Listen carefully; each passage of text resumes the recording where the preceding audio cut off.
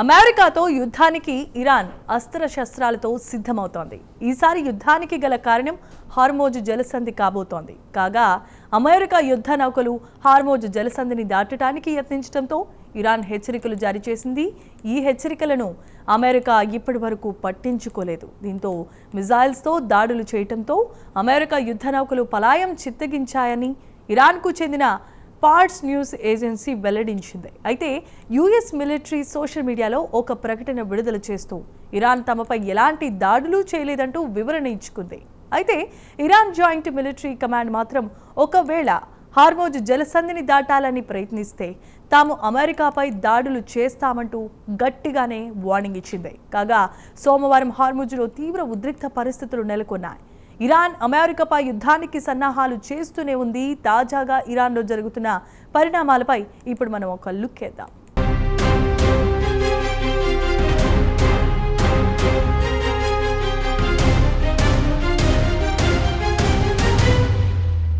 Middle ఈస్ట్లో మరోమారు యుద్ధ మేఘాలు కమ్ముకున్నాయి.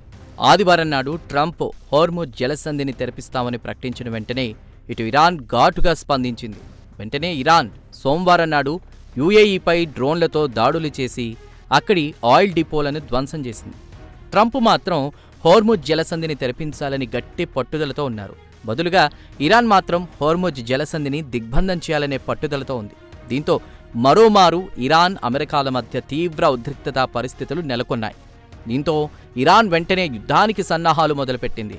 ఇరానియన్ విదేశాంగ మంత్రిత్వ శాఖ సోమవారం నాడు ఈ విషయాన్ని ధృవీకరించారు. టెహ్రాన్లో విదేశాంగ మంత్రి అధికార ప్రతినిధి ఇస్మాయిల్ బాఘేహీ మాత్రం ఈ స్టేజ్లో ఇక వెనక్కి తగ్గేది లేదు, ఇక అమెరికాతో పూర్తిస్థాయి యుద్ధానికి దిగి తాడో పేడో తేల్చుకుంటామన్నారు.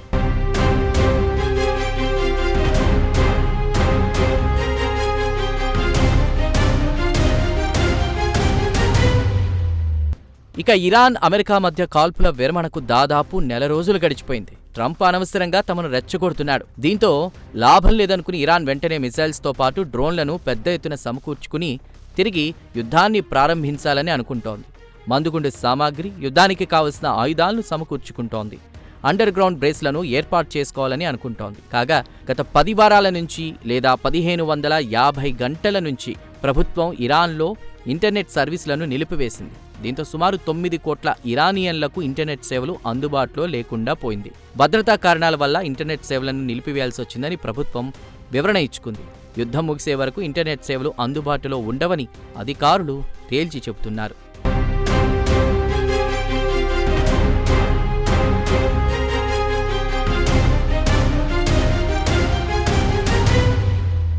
ఇదిలా ఉంటే మిలిటరీ వాహనాలు టెహ్రాన్తో పాటు దేశంలోని ఇతర నగరాల్లో రాత్రిపూట పహారా కాస్తున్నాయి. కాగా ప్రభుత్వ మద్దతుదారులు నగరంలో పెద్ద ఎత్తున ప్రదర్శనలు నిర్వహిస్తున్నారు. వాహనాలకు ఇరాన్ జాతీయ జెండాను బిగించి లౌడ్ స్పీకర్లో భక్తి పాటలు వినిపిస్తున్నారు. ఇదిలా ఉండగా ఇరానియన్ అధికారులు బహిరంగ సభల్లో అమెరికాతో ఎందుకు యుద్ధం చేయాల్సి వస్తుందో ప్రజలకు వివరిస్తున్నారు. ప్రతి ఒక్కరూ జాన్ ఫాదాకు సిద్ధంగా ఉండాలని ప్రోత్సహిస్తున్నారు. ప్రతి ఇరాన్ యువకుడు, యువతి దేశం కోసం ప్రాణత్యాగం చేయడానికి సిద్ధంగా ఉండాలని ఉత్తేజపరుస్తున్నారు. వాలంటీర్లు ప్రభుత్వ వెబ్సైట్లలో కేవలం ఫోన్ నెంబర్ ద్వారా రిజిస్టర్ చేసుకుంటున్నారు. కాగా టెహ్రాన్ వీధుల్లో Iran supreme leader Mustafa Khamenei దేశ ప్రజలను ఉద్దేశించిన ప్రసంగాలను రికార్డు ఏదైతే ఉందో వాటిని వినిపిస్తున్నారు. శత్రువుకు ఎట్టి పరిస్థితుల్లో లొంగే ప్రసక్తి లేదని ఖమేనీ అన్నారు. చివరి వరకు పోరాడదామని పిలుపునిచ్చారు.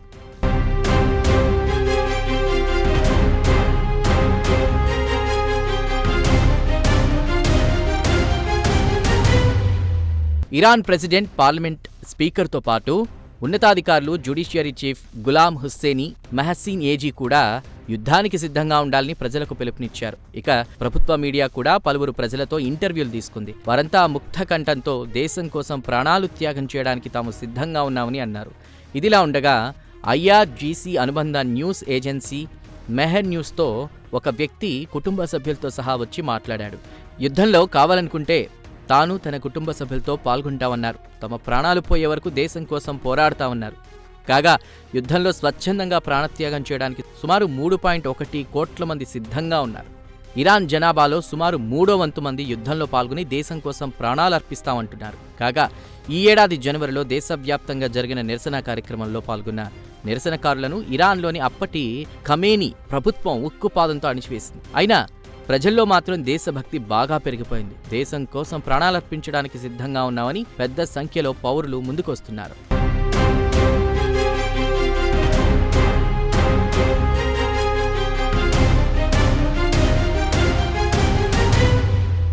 కాగా ఇరాన్ ప్రభుత్వం చేస్తున్న హడావిడిని విదేశాల్లో ఉన్న ఇరానియన్లు తీవ్రంగా వ్యతిరేకిస్తున్నారు. ప్రభుత్వ చర్యను తప్పుపడుతున్నారు. ప్రభుత్వం చెబుతున్న దానికి వాస్తవానికి చాలా వ్యత్యాసం ఉందని అంటున్నారు. వాస్తవ రిజిస్ట్రేషన్లు చాలా తక్కువగా ఉన్నాయన్నారు. మాజీ ప్రొఫెసర్ అలీ షరీఫీ జారాజీ ప్రస్తుతం అసంతృప్తివాదిగా మారిపోయారు. ఇరాన్ ప్రభుత్వంపై ఆయన విమర్శలు గుప్పిస్తున్నారు. ఇరాన్ ప్రభుత్వం చెబుతున్నవి అభూత కల్పనలేనని, ఇరాన్ ప్రభుత్వం వెబ్సైట్లో 4 మిలియన్ల కంటే తక్కువ రిజిస్టర్ అయ్యాయని చెప్పారు. ప్రభుత్వ వెబ్సైట్లో రిజిస్ట్రేషన్ చేసుకునే వారిలో 60% మంది మహిళలే అని, వారంతా 20 నుంచి 45 ఏళ్ల కంటే తక్కువ వయసు కలిగిన వారిని ఆయన ప్రభుత్వ చర్యను తప్పుపట్టారు.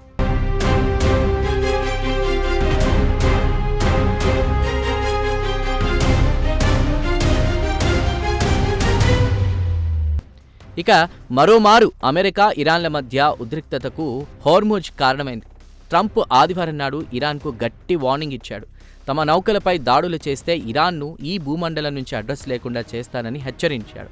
దీంతో ఇరు దేశాల మధ్య తీవ్ర ఉద్రిక్తతల పరిస్థితులు నెలకొన్నాయి.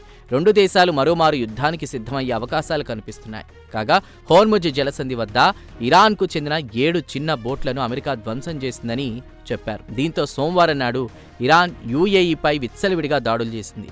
అమెరికాపై ఉన్న కసికి యూఏఈ బలైపోయింది. ఫాక్స్ న్యూస్కి ఇచ్చిన ఇంటర్వ్యూలో ట్రంప్ మరోమారు అమెరికా సైనిక స్థావరం గురించి చెప్పుకొచ్చారు. ఇరాన్కు మరోమారు గట్టి వార్నింగ్ ఇచ్చాడు. గతంతో పోల్చుకుంటే తమ వద్ద అత్యాధునిక ఆయుధాలు, మందుగుండు సామాగ్రి ఉందన్నారు. ప్రపంచవ్యాప్తంగా ఉన్న తమ బేస్ల నుంచి ఆయుధాలను తెప్పించుకుంటామన్నారు ట్రంప్. ఒకవేళ కావాలనుకుంటే ఈ ఆయుధాలను వినియోగించుకుంటామన్నారు అమెరికా ప్రెసిడెంట్.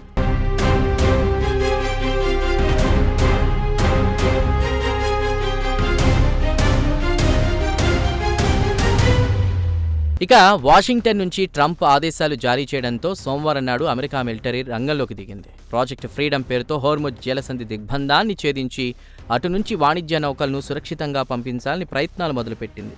కాగా అమెరికాకు చెందిన 2 వాణిజ్య నౌకలను హోర్ముజ్ను దాటించామని చెప్తున్నప్పటికీ షిప్ ట్రాకింగ్ వెబ్సైట్ మాత్రం అక్కడి నుంచి ఎలాంటి ట్రాఫిక్ ముందుకు కదలలేదని చెప్తోంది. ఇదిలా ఉండగా ఇరాన్ చర్యల వల్ల సుమారు 87 దేశాలకు చెందిన అమాయకులు ఈ జలసంధి వద్ద చిక్కుబడిపోయారని US central command head admiral Brad Cooper అన్నారు. గత 12 గంటల నుంచి డజన్ల కొద్దీ షిప్లను, షిప్పింగ్ కంపెనీలను వెంటనే హోర్ముజ్ గుండా వెళ్లాలని తాము ప్రోత్సహిస్తున్నామని అడ్మిరల్ తెలిపారు. మీ నౌకలకు తాము గైడ్గా ఉంటామని హామీ ఇచ్చారు. అయితే అమెరికా హామీలకు షిప్పింగ్ కంపెనీలు ఎలా స్పందించాయో మాత్రం తెలియదు. ఇక ట్రంప్ అంతర్జాతీయ సమాజం మద్దతు కూడగట్టుకోవడానికి ప్రయత్నిస్తున్నాడు. మరోవైపు హోర్ముజ్ జలసంధిని తెరిపించడానికి యత్నిస్తే అమెరికాపై పూర్తిస్థాయి యుద్ధానికి దిగుతామని ఇరాన్ హెచ్చరిస్తోంది. దానికి తగ్గట్లు ఇరాన్ సన్నాహాలు మొదలుపెడుతోంది. దీంతో మరోమారు మిడిల్ ఈస్ట్లో తీవ్ర ఉద్రిక్తతా పరిస్థితులు నెలకొనే అవకాశాలు కనిపిస్తున్నాయి.